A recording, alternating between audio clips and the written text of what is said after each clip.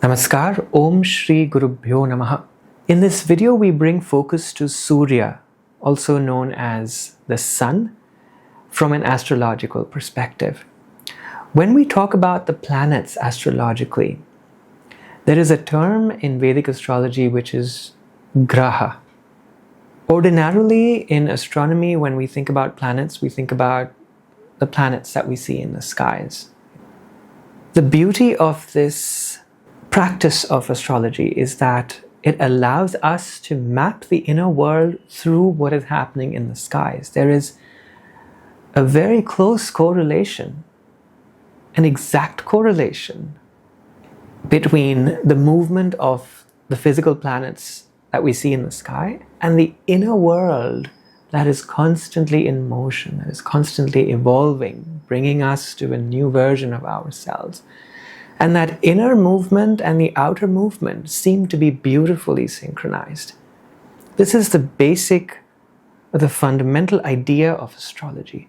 When we think of the planets as completely external to our reality, as though there are these forces sitting up in the sky that are doling out reward and punishment, that is where we end up separating ourselves from the experience of astrology. We have to think about the Grahas as a part of ourselves. So if I am trying to understand the effect of Mars, fiery planet, in my life, I'm not looking at it as Mars sitting there trying to burn me down. I'm looking at it as the power of the Agni, the fire inside of myself. I have access to that Agni, that fire. And when we think of it in that way, astrology becomes empowering. So we realize that our intention, our actions, our thoughts are extremely powerful because we actually have the entire power of the cosmos within our inner awareness. Now we have to keep reminding ourselves about this because the illusion is strong. The outer map is so accurate. When we see the placements of the planets on the outside, they reflect so beautifully what is happening inside that sometimes we forget or we confuse that for the reality. So always remember, when you look at a planet, you are looking at the inner experience of life. It is a self-referral experience. When I am thinking about Surya, when I'm thinking about the sun, I'm thinking about the light of myself, the light of the self that shines within me. I am not just looking at a number on a chart. The Vedic chart is an organic yantra, a pattern of sacred geometry that I have access to. I am not the victim of Surya. I am a part of Surya. That perspective is something which must be cultivated. Having established that perspective, think about Surya. What is Surya? Who is Surya? We will think of Surya in general as the sun, planet sun, and we map the movement of the sun according to the constellations, and we say that I am a Cancerian, I am a Leo, based on where the sun is placed in the skies. And that is very important in order for us to be able to read this map. But think of the sun in a slightly deeper way. What is the sun? The light of the self, the vitality that shines inside of me. What is it that makes me want to wake up each morning and actually live this day, achieve what I have set out to in this day, have a purpose, have an identity, have a sense of I? Who am I? To answer that question, we must be able to work with Surya the way that we see Surya in our charts. So the vitality that energizes us, this is Surya.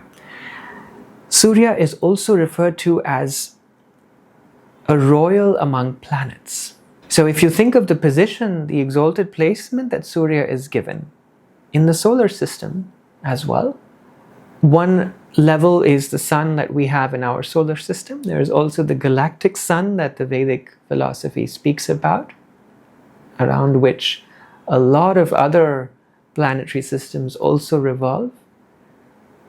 But whichever way you look at it, the sun is at the center. The planets move around it. And all of this happens in a great equilibrium, a perfect balance. The sun directs. So when you're thinking about interpreting Surya or the sun in the chart, remember that what you are looking at is the leader, royal among planets. Wherever the sun shines, there will be some amount of initiative in that particular area. Let's say that the sun is in your second house. You will be the kind of person that will want to shine your light into the family. You will want to be a reason to be appreciated greatly by the family. You will want to feel that, yes, I have done something good for my family. Your sense of self-worth will be attached to matters of the family. And this can work in extremes. Surya is not a timid planet. It is a krura graha, a fierce graha. So we must not necessarily romanticize planets to the point that we don't understand the extremities or accept or embrace the extremities of life. When the sun is very harsh, it doesn't support life. When the sun is too mild, there isn't enough urja, enough shakti for life to thrive. There has to be a middle point, a way of balancing it out. So when we're talking about the energy of Surya, and Surya in your second house, when it is outside of that balance zone, you might be the kind of person who feels slighted by the family, that you have not received value from the family, or that you want to be the center of attention in the family no matter what, and it's never enough because this Surya is so powerful, it must keep burning and it takes the energy from everybody around so that it can feel justified. So we look at patterns also of feeling neglected through Surya. And this is why a further study of the planet becomes very important, to see how it is placed, to see what it is telling us about the patterns and how can we overcome those patterns. Any video or any description of a planet in a sign will give you one part of the picture, and that is important. It's important to have that foundation. When you are looking at it inside of the chart, remember to look a bit deeper also at what are the other influences that the sun or Surya is holding in that particular chart. Now, when we think of Surya as the organizing force, wherever the sun is placed, the other planets organize around Surya. Similarly, whichever area of life, whichever part of the chart the sun is placed in, that is where at some point in your life you will be able to organize energies around that part of your life. And this, of course, has connections with the time periods you're going through, with also the purushartha, the work that you have put in, the karmic energy that has gone in. And then there is also a part of the divine grace, Guru's grace, that also shines through, that can speed things up or slow things down. But let's say you have the sun in the 12th house. At some point in your life, when you look towards the realm of inspiration, when you look towards the works and the professions and the kinds of activities that allow or require you to pull from your imagination, that require you to draw from the abstract realms, those sorts of activities. They could be writing, they could be art, they could be healing as well. That is the sun in the 12th house. And at some point in your life, when that sun becomes active and it is time for you to shine that light, circumstances will organize in that area. You will get the right people in order to move your voice forward. Let's say you're a writer. You will have the right kind of means to be able to write. The platforms will come to you. The connections you need in order to have your work shared, these will come. Look at the way Surya functions. There is a certain predictability to the sun's movements, much more than with other planets, because we are aligned through our dinacharya, through our routine as well. We are aligned with the solar cycle every single day. We wake up with the sun, we have a sleep pattern aligned with the sun as well. So there is a certain amount of consistency. And remember, Surya is not a gentle planet. It is going to demand a blazing quality. Sun's rays, the sun's light is blazing.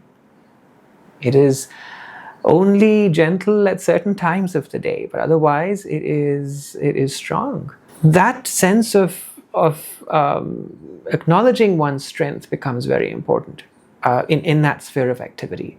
And there will be challenges, there will be battles to be fought, there will be areas that you will have to blaze through.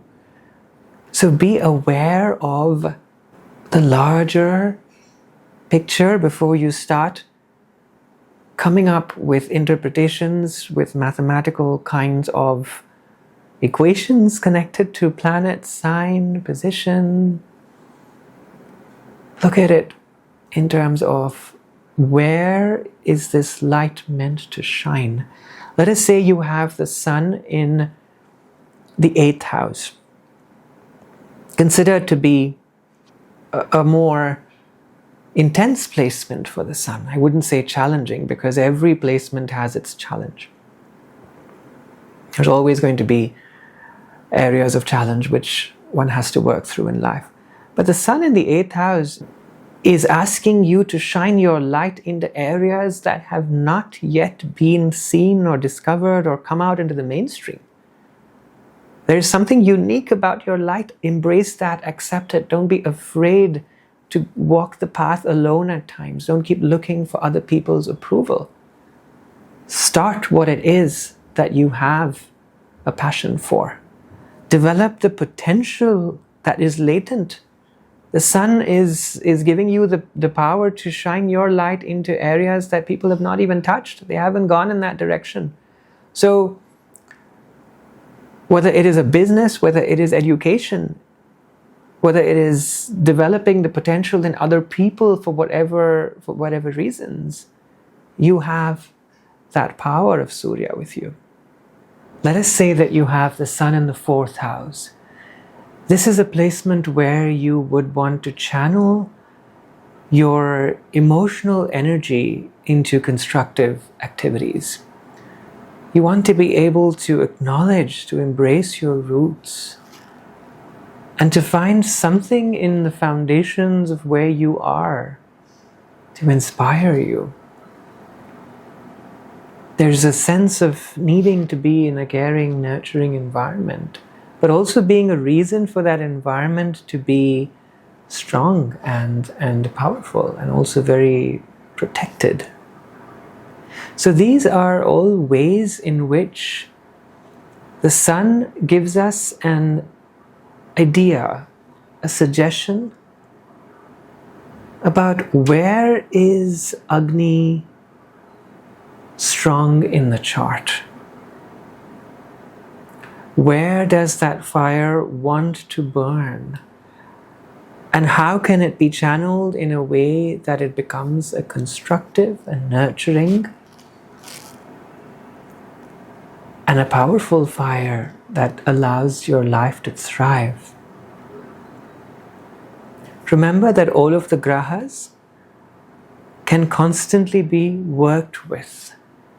They are not written in stone in the chart and then just left as they are. Every single day, you have the opportunity to interact with your Surya. Every action that you do is one that decides how the Surya will operate. Surya is seen to be exalted in the sign of Aries, and that usually means that it is functioning in its great power in that sign. Surya is considered to be debilitated in the sign of Libra. Now, these words exalted and debilitated are sometimes misleading because we tend to apply very certain judgments to the qualities of these placements. What is the reason for why Surya is exalted in Aries? Because it is in the nature of Surya to lead, to be a leader. And in Aries, Surya gets the support of that leadership drive. Mesh Rashi, Aries, is the beginning of the zodiac. The beginning, the first part of the signs. And that is where Surya feels very comfortable. So when you have Surya in the sign of Aries, in Mesh Rashi, there's going to be more comfort with taking the lead or taking an initiative. And sometimes it can also be prudent when you have Surya in the sign of Aries to take a step back before charging head on into something. So one can become headstrong with that as well. It needn't always be a question of leadership in the most desired sense. So it's good to understand also through a conversation with the person whose chart you're looking at, or even with your own chart, to be honest with yourself of what are the areas where you feel you can claim that sense of leadership. What are some areas where it is good to step back, see it from another perspective, and maybe adjust your vision so that the light of Surya is directed well in the activity that you seek to accomplish.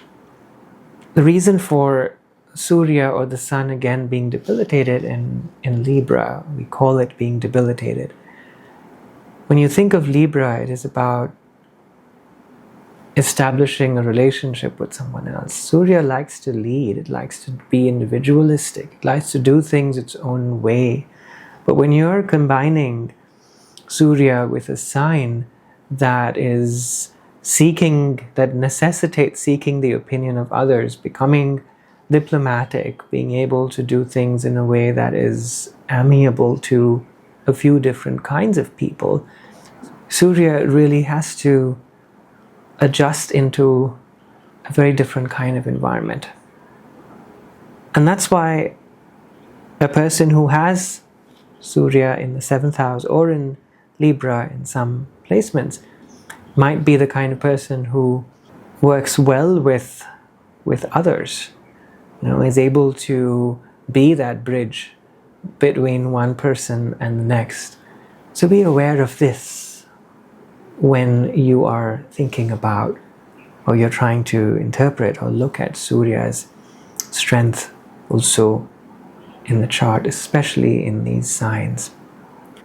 Strengthen Surya by practicing the Surya Namaskar series, which is extremely beneficial for anyone who would like to uplift Surya in their chart. Look at things that you can do consistently. Every single day, come back to an activity.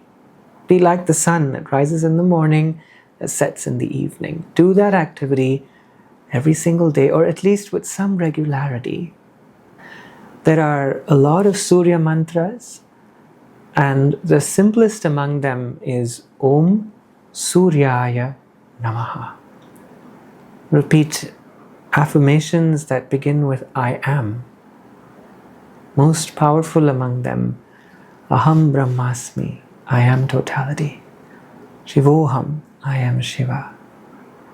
Anandoham, I am eternal bliss. These are time-honored phrases, sayings, mantras that go directly towards lifting your sense of self, reminding you about who you are. And finally, the Gayatri mantra is very closely associated with Surya. I invite you to develop an understanding of the Gayatri mantra. My recommendation is to always give yourself some time to meditate or contemplate upon what is in the chart. And the answers will come, the insights will come.